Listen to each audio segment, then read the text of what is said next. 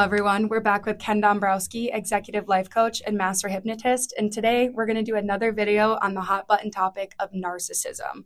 What is one of the best ways to get away from a narcissist, or what does it take? Well, that's a huge question, and that one's going to go on forever. It does. There's no end to it because each situation obviously is going to be unique. Still, we notice patterns and cycles and all that kind of thing.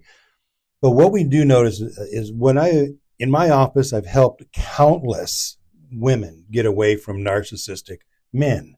So they're going to be narcissistic and abusive in some way. And it's usually going to be verbally abusive, a lot of passive aggressive or even dismissal type abuse of the wife. Very commonly, there's going to be alcohol involved. I hear so many times about men that are just, they're having these problems with alcohol from the wives. So I have helped many women get away. And the arc of how that works, it's pretty much the same every time. The first thing is the woman comes in, a woman will come into my office, just really, just having some issues with some anxiety and some depression, and I want more energy and more confidence. And that comes up, quite a bit. Okay, we started working together. After a couple of sessions, I started noticing there's a lot of negative talk about the husband. And it's going to be a little bit of, he does drink a lot. It's negative talk, and then it's also justified and excused at the exact same time. Well, my husband never helps around the house, but he does work a lot. He does work really hard, but, he does drink a lot as soon as he gets home from work. So it's kind of, you watch this volleyball go back and forth about, this love-hate relationship that she has with her husband, whoever this woman might be at the time.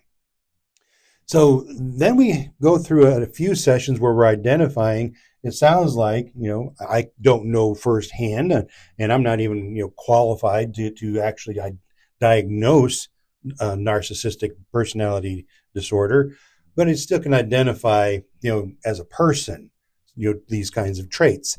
So I started talking about, well, have you ever considered that your husband might be a narcissist? And that's kind of the first step of it. And then, I've heard that. My friends have told me that, or my parents have told me, or somebody's told me that the way my husband treats me could be, kind of sounds narcissistic. So we go through, we start doing that identity. And then after another session or two of that, the woman will come in and she'll be in a place where she's like, okay, well, what can we do about it? Well, largely you have two options. One, continue to live with it because he's not going to change. Because there's financial issues involved. You're married, you probably have kids and a home. So if you want to maintain all that, just not disrupt it, then just live with it because this is what it is. So we're going to resolve that in you to know that he is a drunken narcissist and this is your life and you're okay with it. Option number two, you have to leave. There really isn't another option. There's no third option because narcissists don't come to see a person like me. They don't go to a therapist. They don't do that. They're not interested in personal growth and change because they don't believe they need to change. Everyone around them is the problem. So we go through this whole now through this program, and this takes many sessions. This is not just a couple of sessions. This goes on for months, once a week for months. Sometimes even we have to see someone of these women twice a week because they're in such an emotional state over these huge life-changing decisions that they're making that they need a lot more attention, to what their needs. So we watch them go through this, and that still volleys back and forth. 2 or 3 sessions in a row is like strong and powerful. I'm doing this. Yeah. I'm going to be calling an attorney soon to see about making an appointment to file for a divorce, and then there'll be a session where it's completely changed the tone. Well, I should be fighting for us. We're married and we have 2 children and a house. And so I should fight for us. I shouldn't just throw in the towel so easily. So I've had lots and lots of ladies do this. I actually had one woman a few years ago, great lady, mid-30s, just a real sweetheart of a person. And her situation was her husband he was a drinker, heavy drinker, and very narcissistic in how he treated her. She says, and I have no reason to discount her or just not believe her, the 2 kids that she took care of everything. Husband never did a single thing with the kids, never changed a diaper, never gave them a bath, never fed them a meal. Nothing. It was all up to her. So she had to do all the housework, all the work with the kids, while he just did his own thing, which was pretty much sitting in front of the TV and drinking every evening. Well, there's actually this kind of an added story to it. Characterize this to show you how far this can go. She would talk about how he made decent money, sounded like, I don't know, 150,000 a year maybe the guy made. She maybe made 60 or 70,000 a year. So because he made more than double, he had the full mindset that he could do whatever he wanted with the money, and she didn't have a say in it. Okay, well, he built out the basement to be a man cave, spending tens of thousands of dollars. Spent tens of thousands of dollars then to build out the garage to be, something that he wanted it to be. And in the meantime, this incredible lady, who's actually a mid-30s and a very attractive woman, she had a problem where a tooth in her head got infected and had to be removed. So now she's got a tooth missing.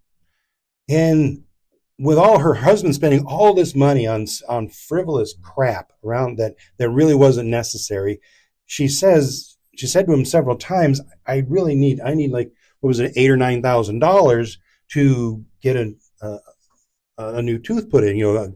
What is it called?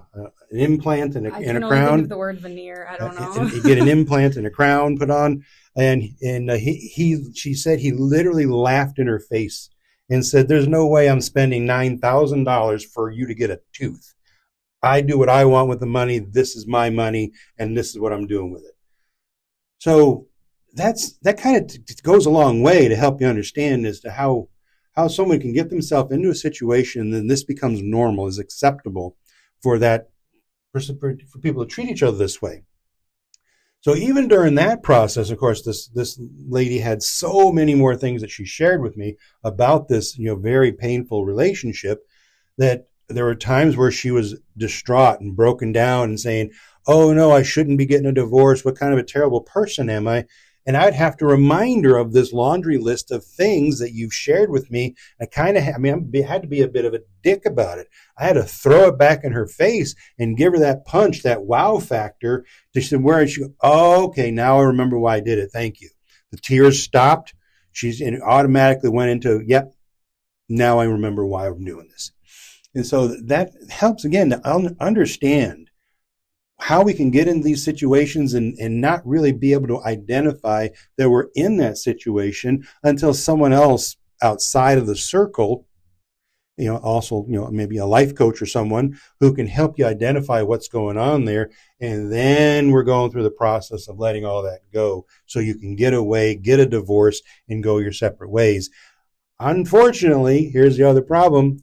All the women I've helped get away from these men, you're now tied to that man forever through the children. So that's another thing we have to get you on board with, is that you're never going to have that full distance from this person.